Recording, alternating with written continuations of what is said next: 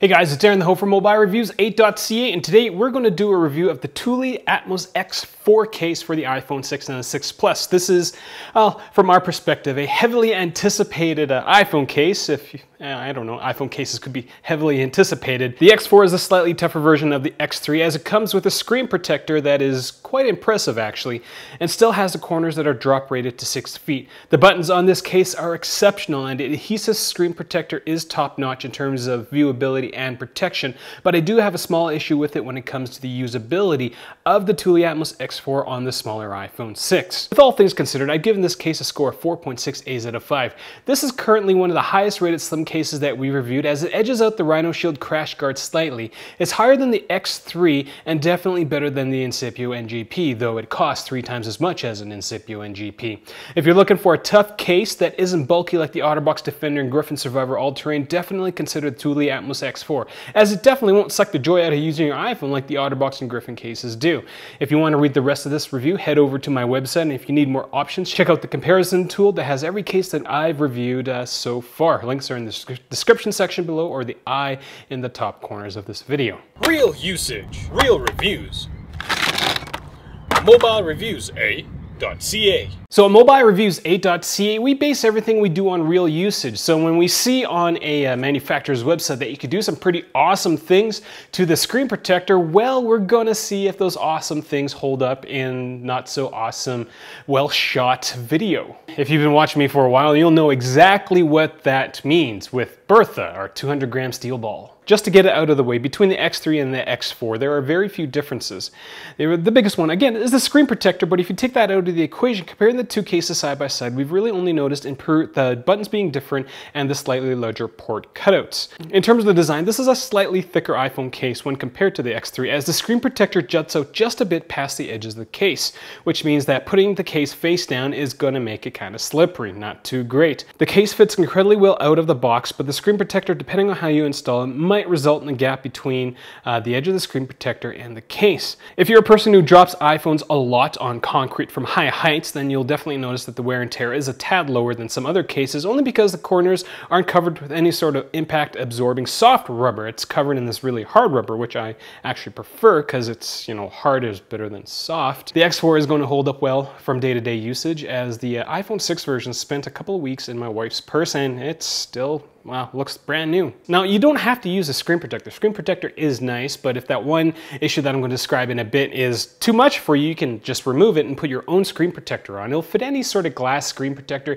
even some of the bigger ones it might fit, like the iLume ScreenMate Max, which includes a cover for the edges of the iPhone as well. These X4s fit really well in your hand. The back, this white part on the iPhone 6 Plus case is pretty slick, but these gray parts, these are very rubbery.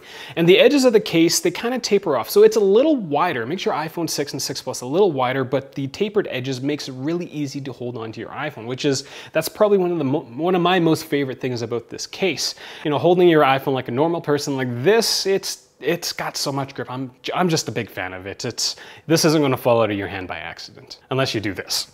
In terms of protection, the corners of the Thule Atmos X4, like the X3, are drop rated up to 6 feet. With the added screen protector, it will protect your iPhone 6 or 6 Plus from a face-first drop. For screen protection, it comes with an adhesive screen protector that sticks to the front of the iPhone, so there is no gap to deal with. Thule calls the screen protector the Rhinoshield on their website, and they have a video showing a 220-gram ball being dropped from 5 feet onto an iPhone 5 or 6 with having no impact on the iPhone's touchscreen. Now, I always take marketing fluff like that with a grain of salt because it's marketing fluff. They're saying how tough it really is. So we didn't quite go to the extremes of a 220-gram ball at 5 feet. We went with a 200-gram ball at 4 feet with an iPhone 6 Plus, which the screen is a little weaker than the iPhone 6s from our experience.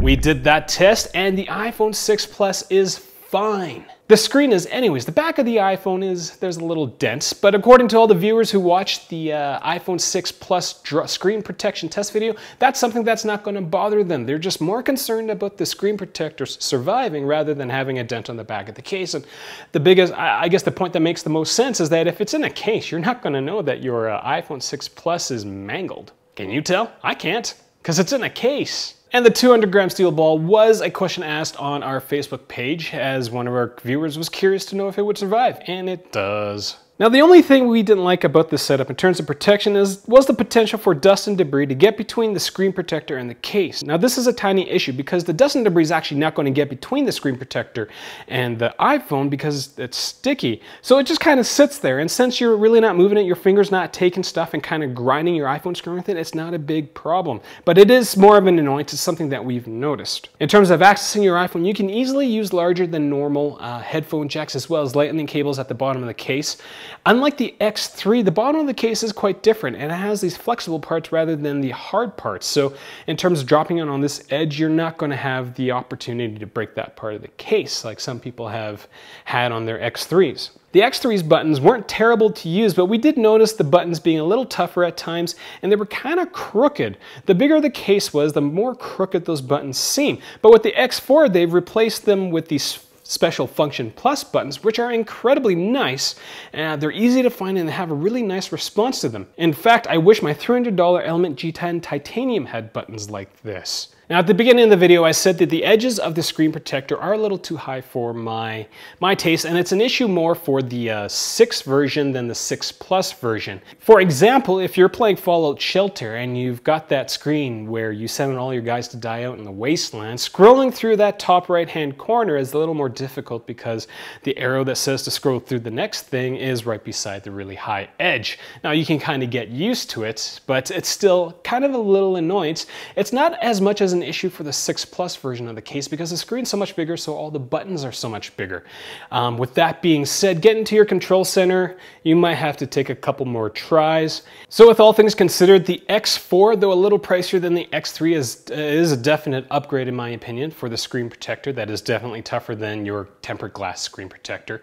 And this entire setup, I think, will do better than an OtterBox Defender or a Griffin Survivor all-terrain on a day-to-day basis in terms of normal usage. If you're really out in a place that's really dusty, no, still, maybe the Griffin Survivor might be a bit better, but the adhesive screen protector is so much better than the screen protector on the Defender, like hands down, by so much. If you have any questions for me, leave them in the comments section below. If there's cases that you want me to review, let me know and I'll see if I can get my grubby little hands on one of them. Check out our In the Pipe page on our website, as it kind of shows all the cases that I have, and it'll give me a good sense of what you guys want to see. Again, gave it a score of 4.6 A's out of 5. I'm a big fan in this case. I just fell in love with the Thule cases again after using all these other cases, putting these X4s on. I don't want to take them off, but I have to because, well, I review iPhone 6 cases. I'm Aaron the Ho. Find me on Google+, Twitter, as well as Facebook. Thank you for watching.